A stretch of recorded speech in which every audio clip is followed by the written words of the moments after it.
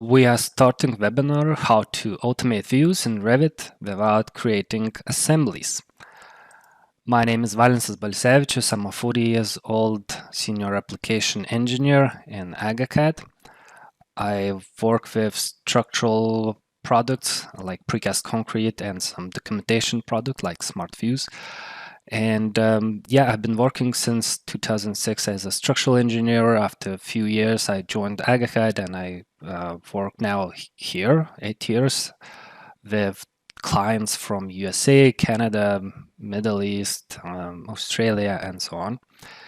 So in aga-cad, we create solutions based on the experience of the most advanced users from different countries. We are authorized Autodesk developers, and so first Revit add-ons started to develop in 2008. So we are trusted industry partners for wood framing, metal framing, precast concrete products with Autodesk. And there are a lot of clients stories if you would like to know us better and how we work and what kind of feedback we get. You can read that in our webpage. We have widest range of applications for Autodesk Revit, and you see all of them in this screen. Today we'll talk about smart views. This is a documentation product for different disciplines, for architecture, MEP, and structural. So what we will cover in this webinar, we will talk about smart views add-on workflow, like how to create views, tags, dimension sheets, how to create views for individual elements, place views on the sheets, create views for group of elements, and dimension tag and tag elements in any view, and manually created views as well. So this is it. Short introduction. We will switch to our Revit screen. You should see it now. Okay. So how does it work? We have this tools for BIM doc, which you can download from our webpage and install it. And from here, you can access any of our tools. And then you can get 2-week trial of any of these tools. So when you have a tool, you can use commands from here, or you can use them from the ribbon. So basically, that's what I will do today. I will use smart views from here because for me, these commands are comfortable to access. All right, and then I have a sample project. And the first thing what I will use this tool for is it's based on the name of the webinar, right? If we have assembly already, how can we create views for the elements which is already part of assembly? Because now I have this wall, wood framing wall, which is created again with another product of ours. We have wood framing product, which will create the framing elements and then shop drawings and so on. But now I already created that, right? So I have framing elements, I have assembly, and if I'll take a look to assembly, I have dimensions already of the whole prefabricated wall.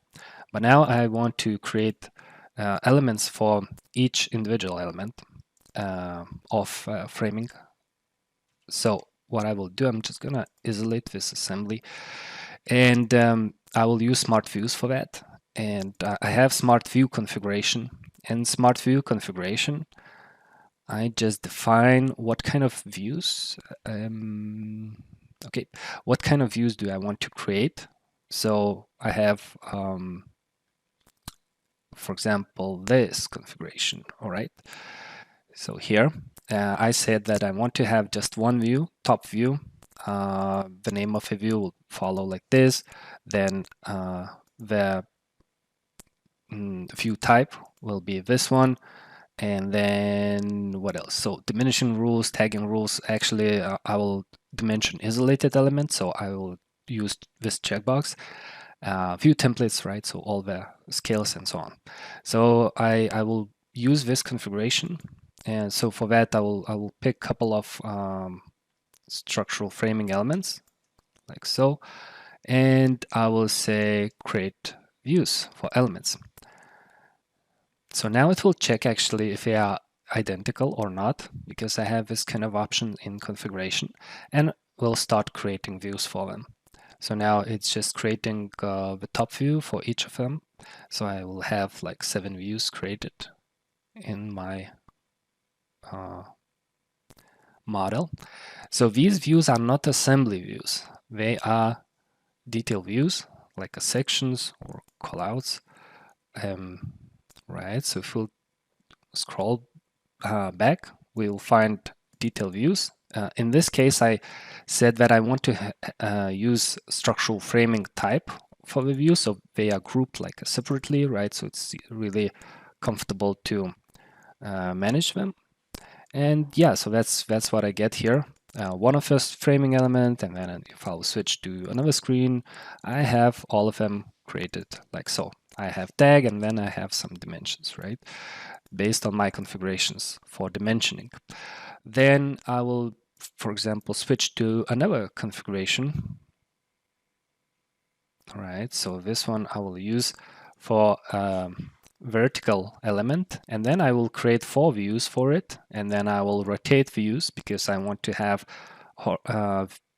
my stud not vertically but horizontally in the view. So that's what I will do. Then I will use this diminishing rules, very similar options over here, but let's do that for vertical elements, right? So I'm just gonna select 2 of them and create views for these elements. So now let's see what will happen. Again, actually very similar things, except that now I'll have 4 views for each structural framing element. So when I work with smart views, I can work with different categories, right? Structural framing, columns, beams, yeah, foundations, whatever I have, stairs. So I can use this tool for all different kind of elements, pipes, and I don't know, windows. You will see. But yeah, so that's what I have now. So I have like a parent view where I have it as a vertical as it is in the model, and then I have this rotated view, automatically rotated view, which I can then use in my yeah, in my further documentation. So when I create some views, the next thing what I will do, I will use sheet configuration, right? So this is the this kind of configuration where I save options for the filtering, for the yeah, I can filter the views by selected type or discipline or parameter, right? So I can say that view name begins with B, so I want to see all of them. Only views which begins with B. So this kind of thing, or I can sort these views in some one or other way. And then I need to pick the views which I want to place on the sheets. Right, so actually everything is selected what I want to see on the view. For these I want to see only front view, and for these guys I just want to have top views. That's all right, but then the name of the sheet should be like this. Then I will use this size of a title block, then some offsets, then viewport, it will not have any title in this case. I will distribute views from left to right, top to bottom, and the distance between them. So, okay, let's do that. Place views on the sheet. And I'm just gonna close it down. Let's see what happened. Now I have sheets, and then I have 2 sheets actually, because it started to place structural framing elements on the sheet, right, from left to right, and it's just going by my list, by my configuration, and then it didn't fit into that sheet, so it just dropped this one on the next sheet. So that will happen if you have like, I don't know, 100 elements, right? So it will fill as many sheets as possible to fit them into the onto the title blocks. All right, so this is one of the ways how to use this tool, right? So another way, what I want to show you is that let's switch configuration. So this is if I work with prefabricated elements and I want to create these like a separate views, isolated views. But now I'll switch to another configuration, and you'll see I have no isolation here. I will just make the front view, the 3D view, and apply some dimension rules, some tagging rules, and some view template, right? So, but in this case, I'll just select a couple of walls, like so. And then I will say create views for element again. But this time, let's say I work with build on-site wood framing walls, not prefabricated walls. So I want to see everything what surrounds them. So I want to see levels, grid lines, and so on. So that's what I'm doing now. I'm just making the sections in the model, and I just see everything like in the regular Revit section view. It's just that I don't need to go to the plan and draw them and get the crop view, but the tool will do that for me. And also, I will get dimensions and the tags automatically, right? So now I have these dimensions. I have some tags created. So for one wall, for another wall, and the last wall with all the dimensions what I need. So yeah, so this is another way, right? You can use that also for different elements, for I don't know, for casework, for well, whatever. But if I will do that in this way, let's do it like so. I'll go to section. Yeah, let's do it like this. We will delete elements here and delete tags. So dimensions and tags, they could be used together with creating views, but also they could be used as a separate view. Separate tool. So I have Smart Dimensions tool, and I say that I want to dimension based on this configuration. So in the configuration, I can define what should be dimensioned. I have options to dimension structural framing elements, only vertical ones over here, and then horizontal elements like so. So I can snap to the edges, to the reference planes of the elements. I can also measure windows and actually any other category, whatever I have in my view. Right, so that's what I will do. I'll just apply this dimension rule in this view, and you'll see that I get these dimensions for my structural framing elements as well as for windows. And yeah, so this is like dimensions, right? But also I can use the tag, smart tag. It's a tool again. There's like it's let's say a better version of Revit, because when you have this smart tag tool, you can say that I want to place tags in some specific way. I want to also tag only elements which is shorter or longer or whatever I want, right? I can use any parameters to filter out what should be tagged and what should not be tagged.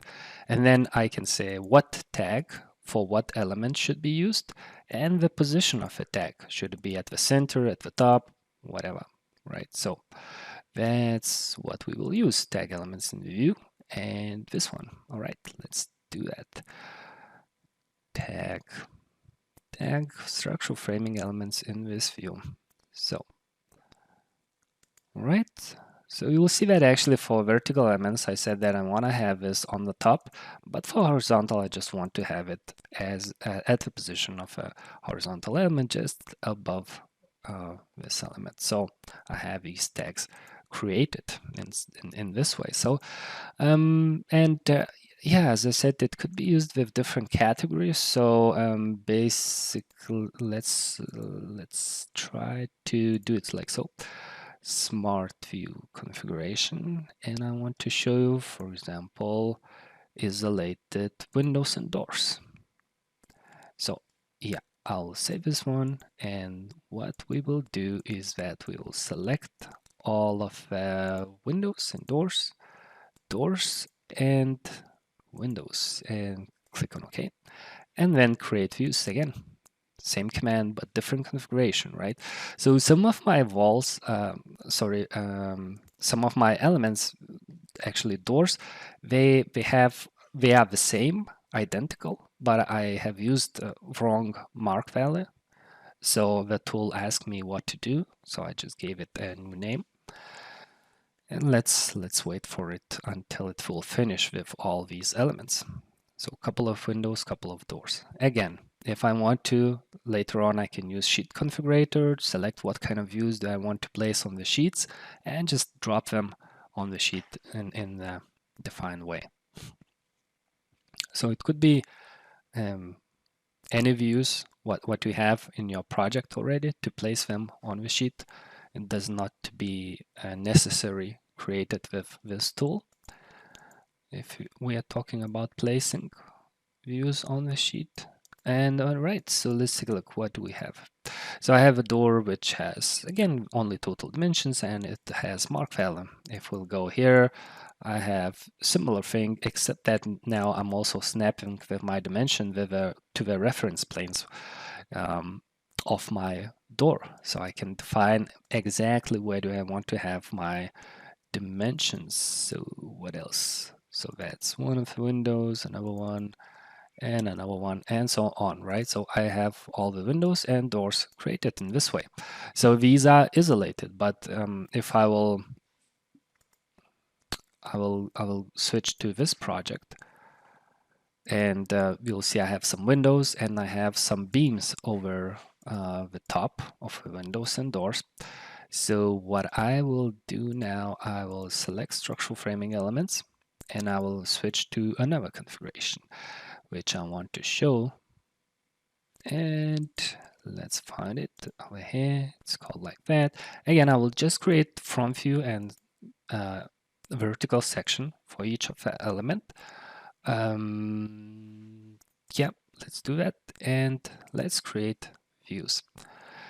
So now 2 views for each of the structural framing elements. And 1 and 2 and 1 and 2 and okay. And if I'll go to this level 2, you will see how the views actually are created. So one view is like a front view, and another one is just a section, right? And you'll see that orientation of the views follows the orientation of the object, so it's always correct, and I don't need to fix it. And of course, the crop of the view is I don't need to work on it. Now, yeah, I have a view of a beam, but it's not isolated view, so I see all the surroundings. I see the wall, I see the doors, and I got some dimensions over here. And the section, so section is over here, and then I get the same thing for each of the structural framing element, what I have selected here, right? So these are views in the model. They are not assembly views. All right, so if I'll switch to another project, now I'll show another command, what we have here. So we have like, I will switch first of all to configuration. By the way, configurations, all right, so this one. Configurations are saved in your folder. You can say, where do you want to keep them? And then once you create the configuration, you can use that on other projects or share them with your colleagues and so on. All right, so now I will use this command, multiple elements, create views. So when I do that, I can select a couple of elements. This one, for example, I will pick actually all the categories which I would like to see in my view. So that's why I will pick beam as well. And I will pick actually wall, because I will use it for orientation of my view, and then column. So basically the view will be cropped to the size of all of these selected elements. So I'll finish this and I will say create view with such a name, and then select view orientation. So based on this wall, the orientation of the views will be created. So front view will be looking straight to the wall direction. So that's what I wanted actually in this case, because like column, it could be rotated in different kind of ways. So column is pretty good. And now what was created? So let's take a look. Elevation 1 under the detail views. So it gives me it's cropped based on the selected elements, the size of it, and then I have some dimensions on the top, I think, for the grid lines, and at the bottom I have dimension for the walls, right? So just a gap and then the size of the element, right? So basically very simple stuff over here. And yeah, so I can use the same command in different ways. Like maybe I want to have this one as well. So I'm just going to select this, and I will say finish, and then I will say elevation 2 is fine. Select element, select this one, and then again I will have a view which is cropping all of these elements.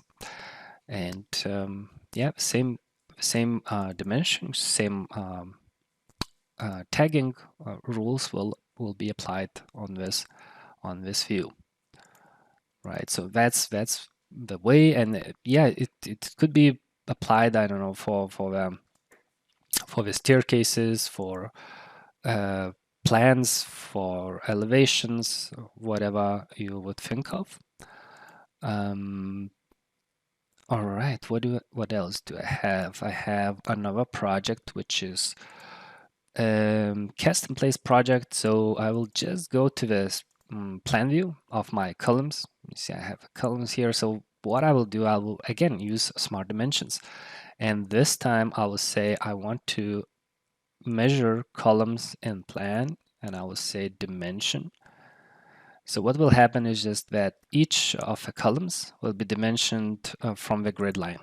If we'll take a look to configuration, to the settings here, so I have columns selected and measured to nearest elements, and it's selected to measure to the grids, and its searching distance is defined, and then it should measure to the nearest grid, and it should measure both edges of a column, and yeah, it should measure to the center of a grid line.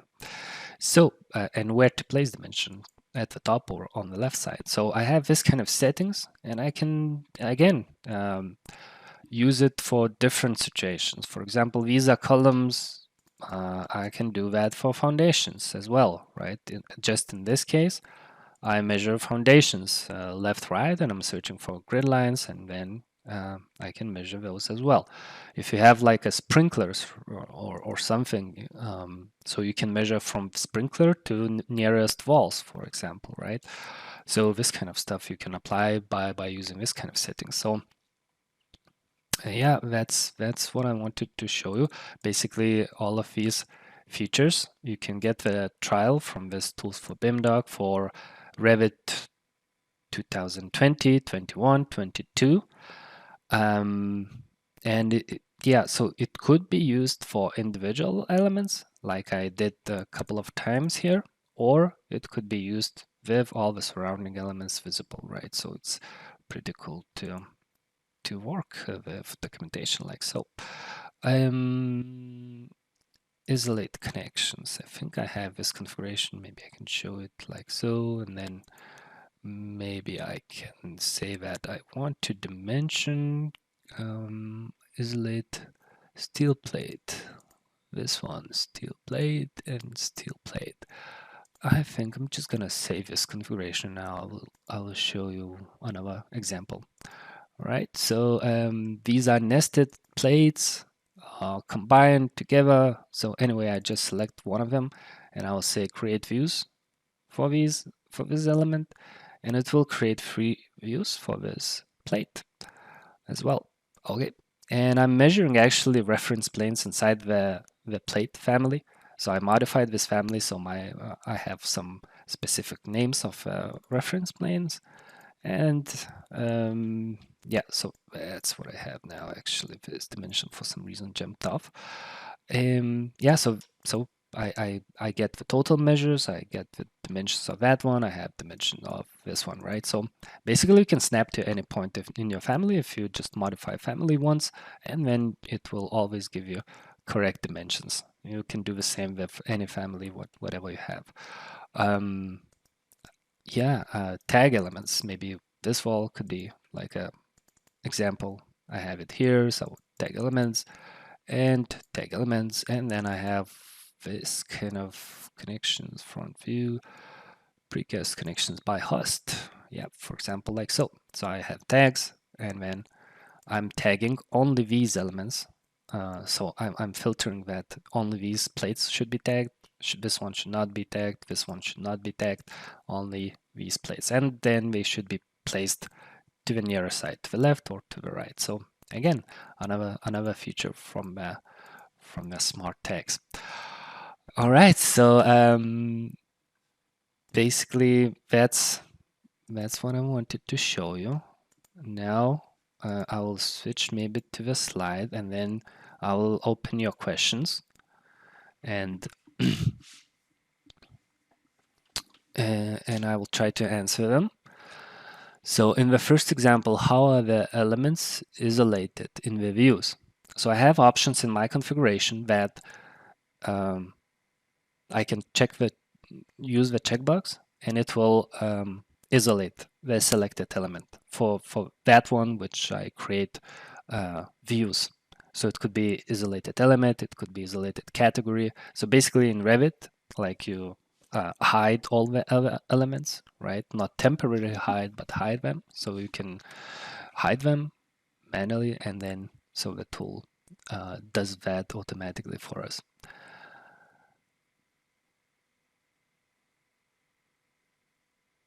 And the question is, if we will add more elements later, will we be able to see them? Yes, you will be able to see them, but as well as hide them, right? So you can update views as well, because there is this kind of option. And yeah, so actually there are no other questions. So, but to remind you what's in this tool, it saves a lot of time in this processes and all of these stages of creating views, dimensions, and tags. Could be used in many different situations. Then this smart views is not the same as, yes, Justin, you can ask questions here. You have like a question like in GoToMeeting dialog, you have like a question bar, I think, or how is it called? And then you can just type in the question, and I will see it and I will try to answer it. Okay. Yeah, so smart views is not the same as another solution, which is smart assemblies. Smart assemblies is creating assembly and assembly views. So it's like it's already isolated element. You cannot even, it's not even possible to see all the other elements. If you'll add new elements near it, you will not be able to see it, right? So the assemblies, I hope you know what's assemblies in Revit. Smart views creates views in the model. They are not assembly views. Yeah, so I hope I made it clear already. And auto dimensions and auto tags can be used in any view. So you saw that as well.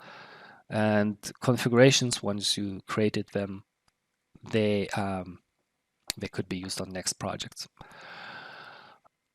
Okay, guys, so I think that's it. If you have questions, you can drop, of course, an email to our team, helpdesk at aga-cad.com. Yeah, and we'll get back to you. So it was a pleasure to see you all here, and have a good day or evening. Bye. aga-cad, building BIM together.